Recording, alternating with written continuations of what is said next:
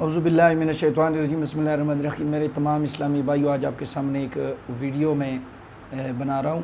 آپ نے میرے چینل کو سبسکرائب بھی کرنا ہے، لائک بھی کرنا ہے اور شیئر بھی کرنا ہے۔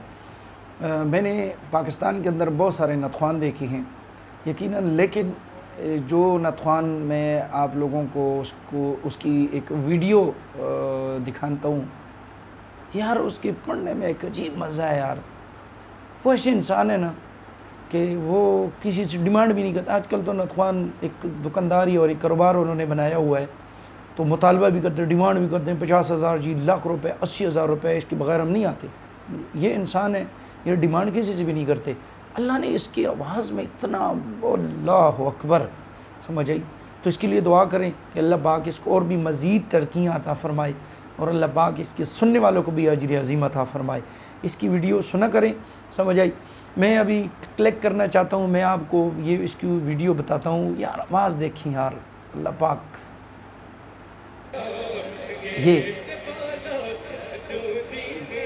یہ سلطان عتیق صاحب ہیں، یہ گجرات کے جیلم والی سائڈ کے رہنے والے ہیں۔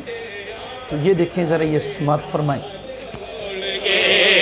شدا مدا زیرا زبرا، او شدا مدا زیرا زبرا، سب شان تیری وچ آیا، آمالو کا خبر نہ کائی، تے خاصا رمضان پایا، جد دن حشر دے سوال ہو لگے، آمی ساڈے آمینہ دے لال ہونگے، اور جنت چی جاوے گی سواری آمدی، تے اگے اگے حضرت بلال ہونگے، یا بولو اگے اگے حضرت بلال ہونگے۔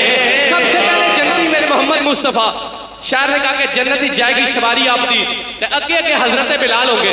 یہ بات سے مل کر کہتے تو کتنا مزہ آئے گا کہ جنتی چی جاوے گی سواری آپ دی، مل کے کہنا ہے اگے اگے حضرت بلال ہوں گے، یا بولو اگے اگے حضرت بلال ہوں گے۔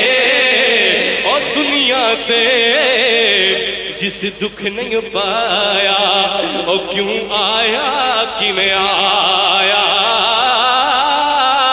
پوچھ اویس بلال دے کولوں، انہاں کی وے یار منایا، اگے اگے حضرت بلال ہونگے۔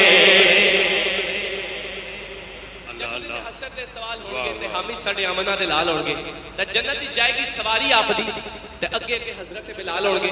شاعر نے نقشہ پیش کیتا، شاعر کہتا ہے کہ جدو حضرت علی آنگے تے پھر کی ہوئی گا کہ جدو آئے حیدر قرار ویکھنا، او جدو آئے حیدر قرار ویکھنا، پچھے پچھے غوث تے ابدال ہونگے، یا بولو پیچھے پیچھے غوث تے ابدال ہونگے، یا بولو پیچھے پیچھے غوث تے ابدال ہونگے۔